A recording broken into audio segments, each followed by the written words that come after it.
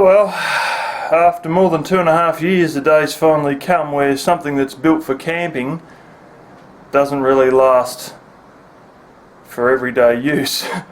Is our Coleman hot water system there. Now this is only sort of made just to take away for the holidays and when you go camping and use it a few times a year, and I've been using this thing for slightly more than 2.5 years, basically every day. On a few occasions it was twice a day. During the winter there was a few times where it was only every second day, you know, because I didn't sweat and didn't feel the need to have a shower. But yeah, the whole shitstorm here, your switch mechanism that goes on there, generally speaking you're supposed to push it in, turn it to what you want and let it out. Now what's been happening is I push it in, turn it around, it all fires up, all, you know, you hear the electronic igniter starting it because it's not piezo ignition, it's electronic ignition, and then as you let it out, if you let it out too quick it'll just go boom and it'll just stop altogether. And basically it turns out this little switch here is what turns it on and off, and as you push it in and turn it around and let it out, it should hold that switch in. Well, there's something that failed in all this show where it would just let it back out again and it'll stop. So I'll turn it around, push it around, and sort of let it out real gently and slowly, and it'll sort of just stay stuck in and it'll be fine because this thing here would be pushed in. But there's more problems than that afoot. I've got my Coleman bottle here, usually I use the big 100-pounder down there, and you've got your regulator here, which is an adjustable regulator. Now I'm familiar with all this sort of stuff from my days in spray painting, because a lot of your original old school spray pots have got adjustable regulators on it to change the pressure of the air that's being fed into the spray pot, and therefore to change the pressure of the paint coming through the line. So that's an adjustable regulator there, plain and simple. There it is there, and this shaft goes through into it. Only one problem, she ain't turning.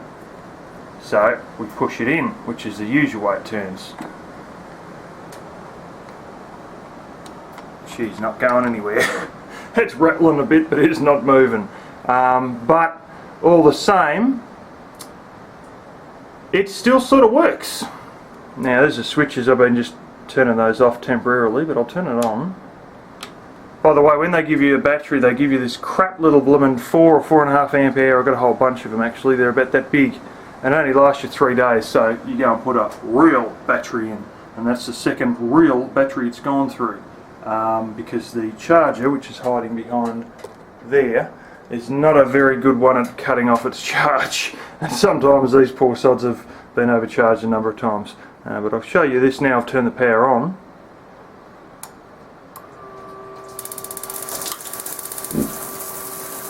And that there, I checked it before, that is warm water coming out. So I've got it temporarily, but the only trouble is it's stuck on a set temperature, and I'm going to have to work out a little piece of crap that I can put in here to hold the switch down, which probably won't be a big deal, but it'll be stuck on a set temperature. And the long and short of it is the bastard's dying. So I've got to go and get myself another one, and I have an idea of who I am going to get one from, and they sort of have ones that are for portable use, and they can be used, you know, outside and whatnot, but instead of doing a gallon a minute, these other ones do slightly over 2 gallons a minute, plus you get an RV water pump with them, and it looks like I may be buying one of those, possibly, but I'm going to still scout around a little bit and see what my choice is. But this is all 6 volt, just to piss you right off, and so you can charge it out of 12 volt. This is a 6 volt battery, 6 volt water pump. Nothing's compatible, so you got to get a 6 volt charger, 6 volt battery, and the stupid recharging light. When you charge it off a normal 12 volt with its own fitting that it has, its own accessory, you really can't tell the difference between it being lit up to say it's charged or to say it's not charged, because the 2 colour LED more or less is only 1 colour. Alrighty peoples, well, I'll just whack the proper lead back on it, and the 100-pounder, and done a bit of a leak test, and I fixed all this up. Now remember, there was a bit where I was pushing to get it to start. Well, I've put a bit of a CD in the back, a bit of 3/4 inch black polyethylene pipe, a washer I got out of the Fisher & Paykel washing machine, and one of the original screws back in. You say, well, that's all great, but how do you turn it on now? This one here. Now this here, the battery comes in, and this is to get it to go to either the charger or back to the Coleman hot water. But now this Coleman hot water is stuck on, but I've got a midpoint where it's not contacting anything. If I switch that way, that'll go to the charger. Midpoint sits there doing nothing, and